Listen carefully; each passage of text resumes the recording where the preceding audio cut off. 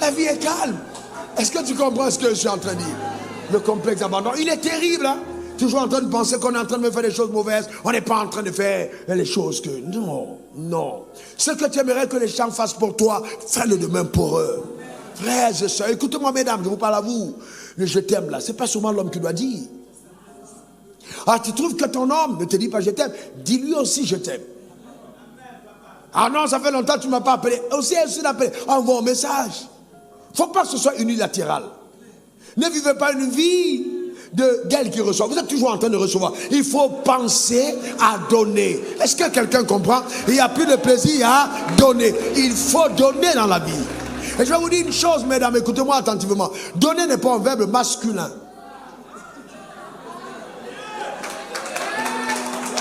Ce n'est pas un verbe masculin.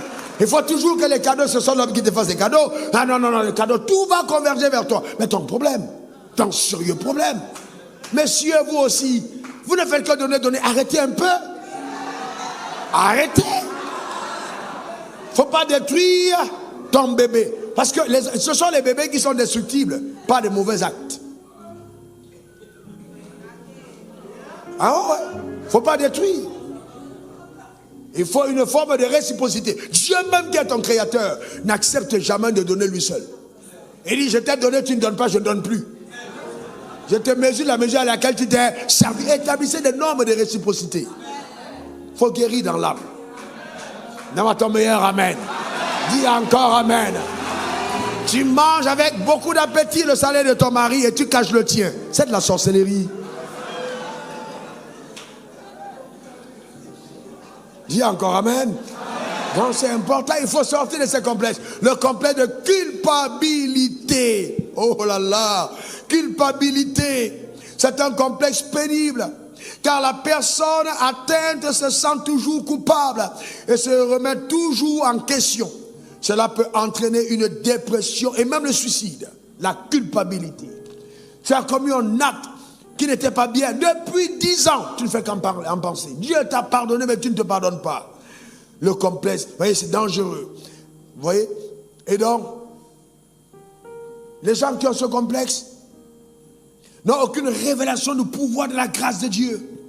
Et c'est pour ça que Dieu dit, là où le péché abonde, la grâce de Dieu surabonde. Vous comprenez que la parole de Dieu vient guérir les âmes. Quand Dieu le dit, c'est pour te faire comprendre que même si tu as abondé dans les mauvaises voies, il est capable de continuer de t'aimer et de déverser sur ta vie des torrents de grâce. Donne-moi ton meilleur amen. Élisez la généalogie de Jésus pour voir le chemin de la grâce. La grâce n'emprunte jamais un chemin droit, mais toujours tortueux. Donc c'est pas parce que tu as eu des problèmes dans ta vie que Dieu ne t'aime pas, bien au contraire. Tu verras sa main sur ta vie. Il faut être débarrassé du complexe de culpabilité. Alléluia. Et croire à la capacité que Dieu a de te pardonner. Non mais pasteur, c'est que la semaine passée déjà, pasteur, Dieu m'a déjà pardonné. Je ne crois plus que Dieu puisse me pardonner. Qui t'a dit ça? Qu'est-ce que la parole de Dieu dit à propos? Quelle est la pensée de Dieu par rapport à tes fautes? Dieu qui t'a appelé ne te connaissait-il pas? Je vais te dire une chose importante. Il est omniscient. Il te connaissait avant de t'appeler et il connaissait tout ce qui allait arriver avant de faire de toi son enfant. Il prend plaisir, voyez-vous, incessant de toujours te pardonner et de te permettre de grandir. Donne-moi encore ton meilleur amen. C'est très important. Nous avons ensuite le complexe de castration. Ah oui, on va parler français. Complexe de castration. Donne-moi ton meilleur amen. Il s'agit de personnes qui ne s'affirment pas complètement de façon autonome et responsable. Et souvent, c'est parce qu'ils ont eu une mère castratrice. Castratrice, c'est-à-dire une mère autoritaire, d'une autorité violente. Et beaucoup de pasteurs ont le syndrome de castrateur. Ils sont tellement autoritaires, tellement autoritaires, tellement autoritaires. Ils sont comme des gourous. Alors sous leur leadership, les gens ne s'affirment pas.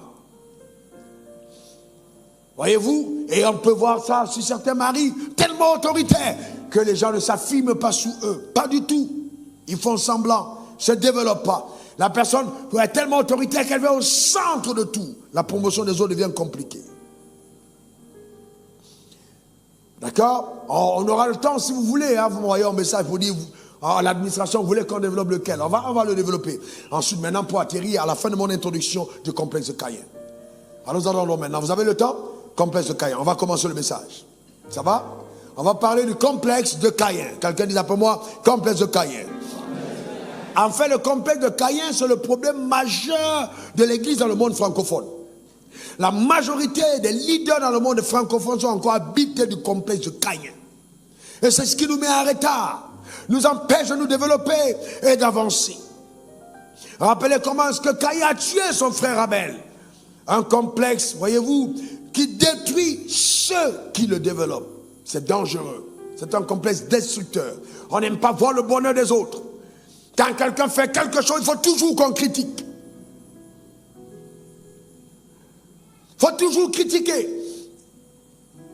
Il y a toujours quelque chose à redire. Oui, là, ceux-là sont bons. Mais, regardez le type de chaussures que porte leur pasteur. Est-ce que c'est des vrais croyants? Vous savez, il y a des gens qui ont toujours de petites choses à redire. Ce complexe est nocif. Et vraiment nauséabond. Je me rappelle un pasteur qui a prêché et qui disait, oui, mais c'est pasteur qui porte les chaussures Berluti. Moi, je ne peux pas porter des Berluti. Je préfère prendre l'argent pour envoyer les gens à l'école avec. Sauf que l'argent pour envoyer les gens à l'école, ce n'est pas son argent, c'est l'argent de l'église. Alors, mais aujourd'hui, il a migré en Berluti. Mais ce que tu as dit hier, ça n'a pas corrigé aujourd'hui. Les gens n'ont pas oublié, aujourd'hui tu portes Berluti et tu insultes les gens qui ont Berluti. Pourquoi? Parce que, justement, c'est un complexe. Quand tu vois quelqu'un que Dieu bénisse qu'à un certain niveau, il n'y a pas de crainte, d'admirer, d'apprécier la personne, parce que c'est l'œuvre de Dieu. On est différents, frères et sœurs. On est différents. Ah oui, mais, ouais, vraiment, est-ce que c'est utile d'être en dette? Mon gars, même le dette tu refuseras, tu n'as pas encore le niveau. Tu es juste en voiture, c'est pas un problème. Où est le problème des dents? Vous savez, ce problème, on doit en être débarrassé. C'est le problème du monde francophone. C'est ça le problème. On est toujours en train de vouloir tirer sur les autres. C'est pas bien. Nous sommes encore. Le faire, c'est de réfuter l'intelligence de Dieu. Dieu est tellement intelligent qu'il fait des gens différents.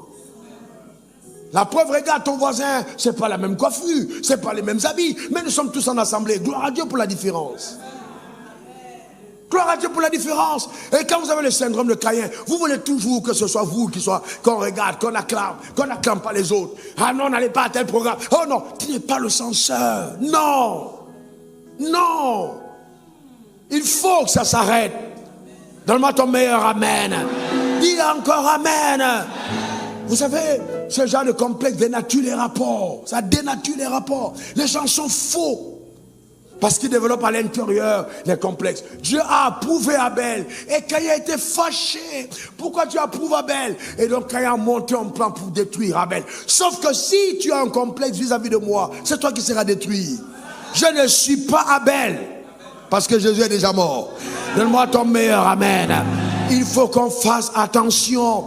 Le monde francophone doit grandir, on doit se développer, on doit mûrir, on doit dire non à l'immaturité. Donne-moi encore ton meilleur amen.